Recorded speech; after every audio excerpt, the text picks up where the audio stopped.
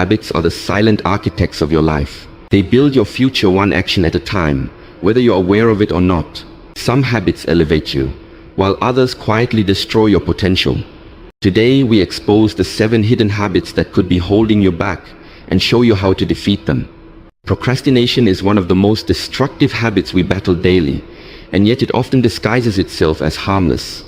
It whispers, "You've got time," or "You'll feel more ready tomorrow." But tomorrow rarely brings that magical burst of motivation we're waiting for.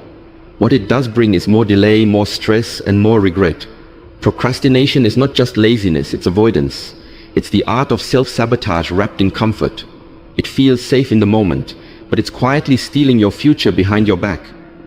Think of procrastination like a credit card. It gives you a sense of ease now, but eventually the bill arrives.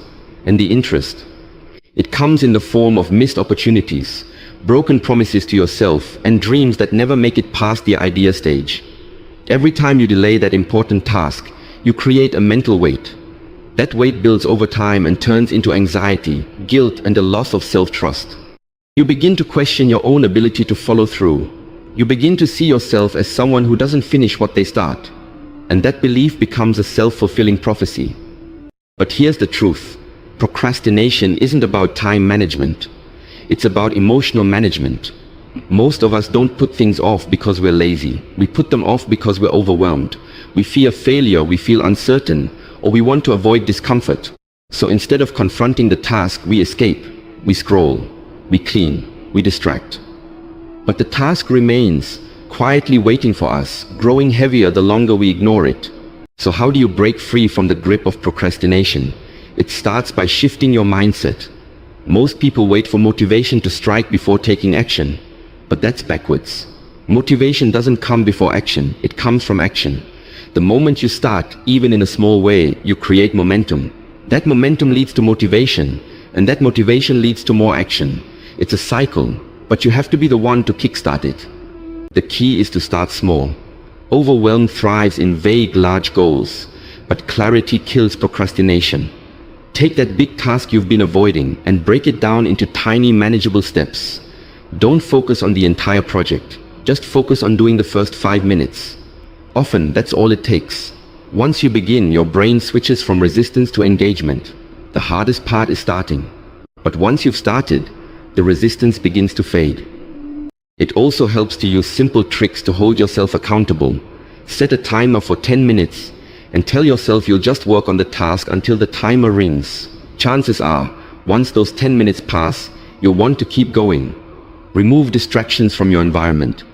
Put your phone in another room. Close the extra browser tabs. Set the stage for focus and your brain will rise to meet it. Another powerful method is to remind yourself of the cost of inaction. Picture the consequences of not doing the task. Picture the stress it will cause later. Picture how it will feel to fall short of your potential. Then contrast that with how good it will feel to just get it done. To move one step closer to your goal, to take back control. And finally, be kind to yourself. Don't beat yourself up if you've been procrastinating. Guilt only adds weight to the cycle. Instead, forgive yourself and recommit. Start fresh, not tomorrow, but today. Even this very moment. Because the time will pass anyway. The days, weeks, and months will go by whether you act or not. The question is, what will you have to show for it? Progress or regret? Momentum or more excuses? You don't need more time. You need to make better use of the time you already have. That begins with action, no matter how small. One step forward beats standing still every time. Start now. Your future self is depending on it. Negative self-talk is one of the most damaging habits a person can carry. It's subtle, quiet, and often disguised as self-awareness. But what it really is, at its core, is internal sabotage. It's that inner voice that whispers, "You're not good enough, you always mess things up, or why even try?" These thoughts may seem harmless or even factual in the moment, but over time, they become deeply embedded beliefs that shape your confidence, decisions, and life outcomes. Imagine trying to drive a car with your foot on the brake the entire time. You might move, but never with the speed or ease you're capable of. That's exactly what negative self-talk does. It drags you down. It slows your progress. It clouds your potential. And worse, it convinces you that you're not worthy of more. This internal dialogue often begins in childhood, influenced by criticism, comparison, failure, or trauma. Over time, we internalize these voices and mistake them for our own. But they are not truth, they are stories. And stories can be rewritten. The first step to overcoming negative self-talk is awareness. Most people aren't even conscious of how they speak to themselves. They go through the day with a mental loop of criticism, doubt, and fear, not realizing that these thoughts are not facts, they're just habits. So begin by listening. Pay attention to your inner dialogue. When you catch yourself thinking something self-defeating, pause. Ask yourself, would I speak to someone I love this way? If the answer is no, then you shouldn't speak to yourself that way either. Challenge those thoughts. Interrogate them. Ask, is this really true? Where did this belief come from? What evidence do I have that supports a more empowering perspective? Often you'll find that negative self-talk is built on assumptions, not reality. It's rooted in fear, not fact. And once you recognize that, you begin to take back your power. Next, replace those limiting thoughts with intentional, uplifting ones. This isn't about lying to yourself or pretending everything is perfect. It's about redirecting your mind toward what's real and what's possible. Replace I'm a failure with I'm learning and growing every day. Replace I'm not smart enough with I can figure things out as I go. Use affirmations that remind your mind of your worth, your progress, and your potential. It may feel awkward at first, like you're forcing positivity, but stick with it. Your mind adapts to what it's consistently exposed to. Just as it learned to believe the negative, it can learn to believe the positive. Think of affirmations as mental nutrients. They strengthen your mindset over time. Repetition is key. Say them out loud. Write them down. Post them where you'll see them every day. The more you feed your mind with truth and power, the more it will begin to reflect that strength in how you think, feel, and act. Also, pay attention to the environments and people that reinforce negative self-talk. Are you constantly around criticism, sarcasm, or comparison? What you hear consistently from others can echo in your own thoughts. Protect your mental space. Surround yourself with people and influences that uplift you. Read empowering books. Listen to motivational content. Choose your input carefully because it becomes your inner output. Lastly, practice self-compassion. You will have off days. You will slip into old patterns. That's okay. Don't beat yourself up for it. Speak to yourself like someone who's doing their best, not someone who should be perfect. Growth isn't linear and healing isn't instant, but every time you catch a negative thought and replace it with a powerful one, you're rewiring your mind. You're becoming your own ally instead of your own enemy. Remember, the most important conversation you'll ever have is the one you have with yourself. Make it count, make it kind, and make it empowering. In today's digital age, comparison has become almost second nature. With every scroll, we see perfectly curated photos, exciting life updates, luxury vacations, glowing skin, fit bodies, and happy relationships. Social media has made it incredibly easy to compare your behind the scenes to someone else's highlight reel. But here's the truth. Comparison is the thief of joy. It robs you of appreciation.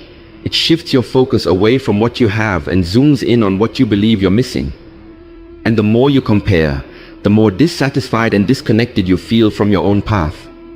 What people rarely show online is the struggle behind the success, the setbacks behind the smile, the chaos behind the calm. Everyone is dealing with something, even if their feed looks perfect. But when you constantly measure yourself against others, you forget that your journey is different. You forget that timing is personal. You forget that what works for someone else may not be meant for you. And that's not a failure, that's divine design.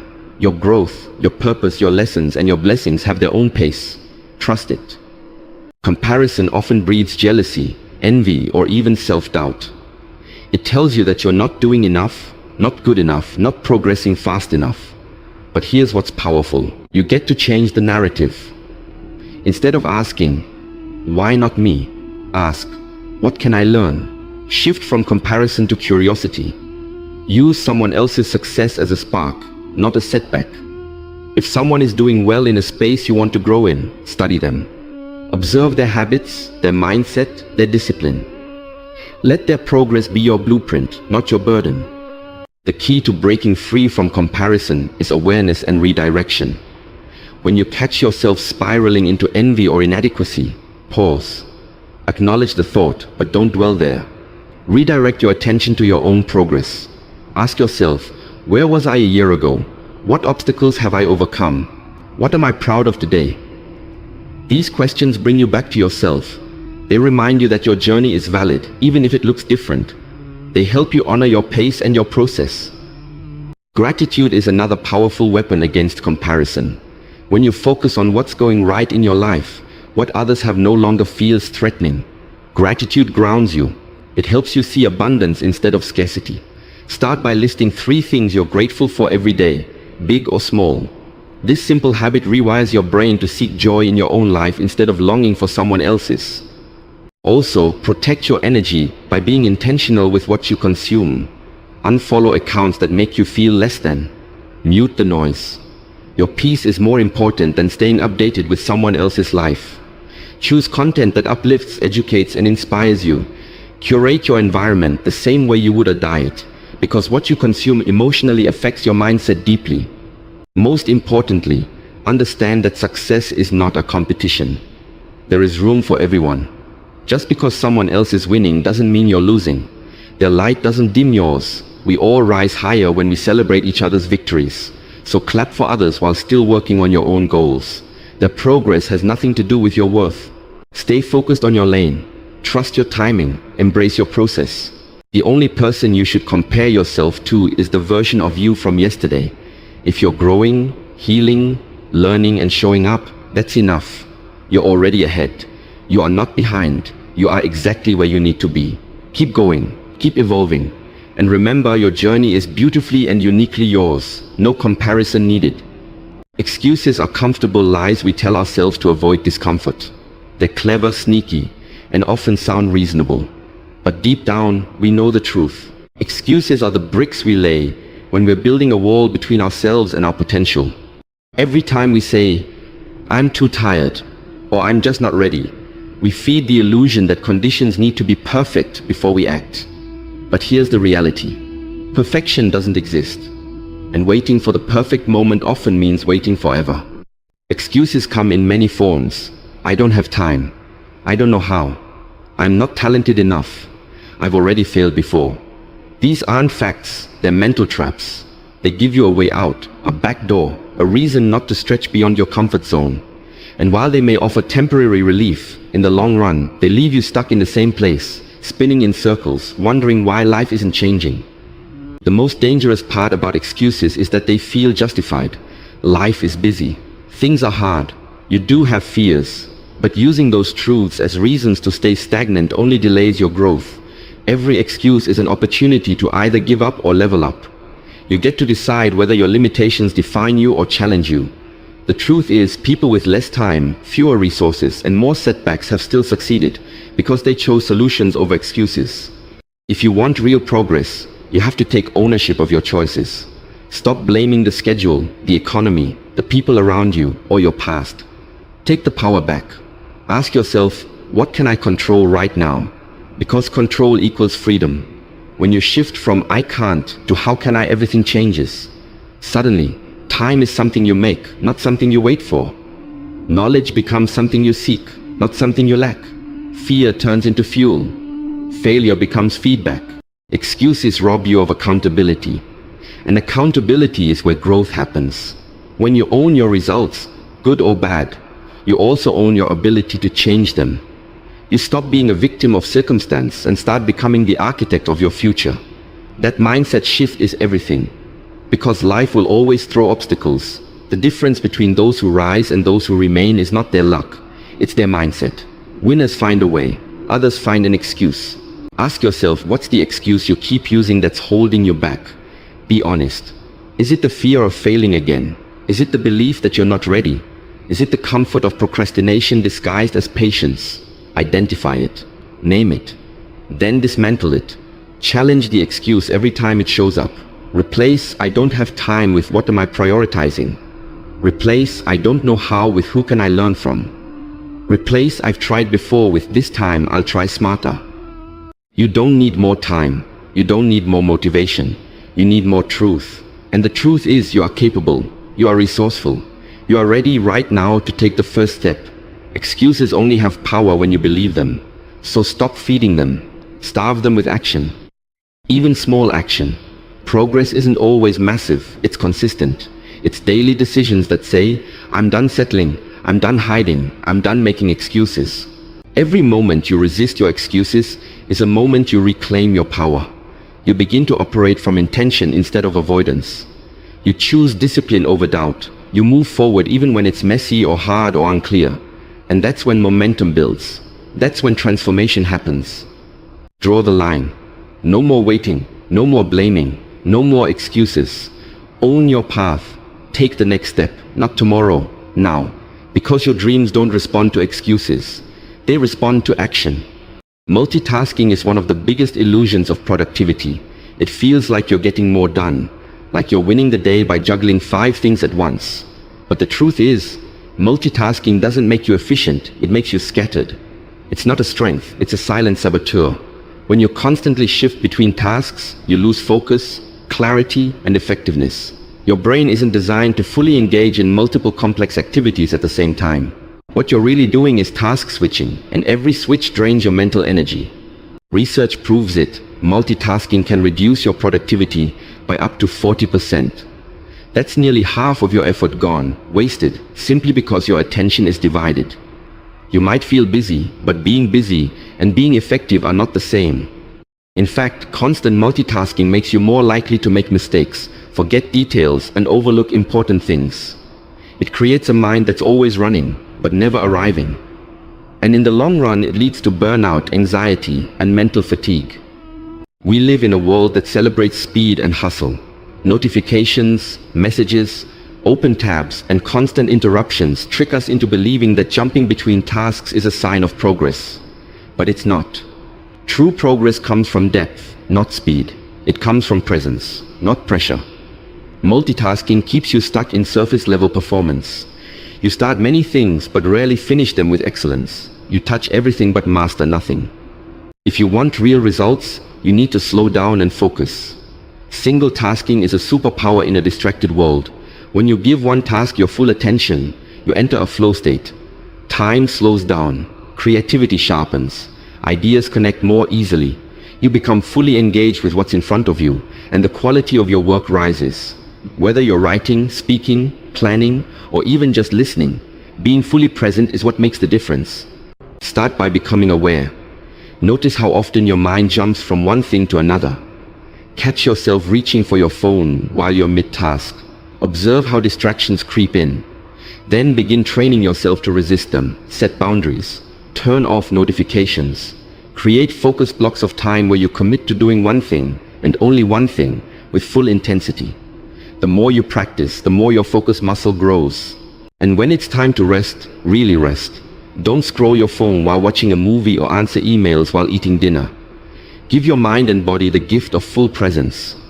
Rest is just as essential as work, and when you allow yourself to be fully in one mode, your energy replenishes more deeply. You'll find that you get more done in less time, with less stress and more satisfaction. Multitasking also robs you of mindfulness. It steals the richness of the present moment. You miss the details, the insights, the beauty of what's right in front of you, because your mind is elsewhere. Life isn't meant to be lived in fragments. It's meant to be lived fully, one moment at a time. When you focus on one task, you honor it. You bring your best self to it. You complete it with care and excellence. And that's how you build mastery. Let go of the myth. Multitasking isn't a badge of honor, it's a trap. Choose intentional focus. Choose presence. Choose to show up fully to each moment, each task, each conversation. That's where true productivity lives. That's where peace of mind grows. And that's how you separate yourself from the noise, by doing one thing with total clarity and power. Perfectionism is a silent dream killer. It disguises itself as a pursuit of excellence, but in reality it's a mask for fear. It tells you, it's not ready yet, or you're not ready yet, so you hesitate. You overthink. You delay. You never launch.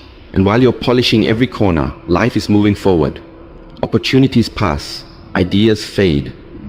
Momentum dies. Perfectionism doesn't make your work better.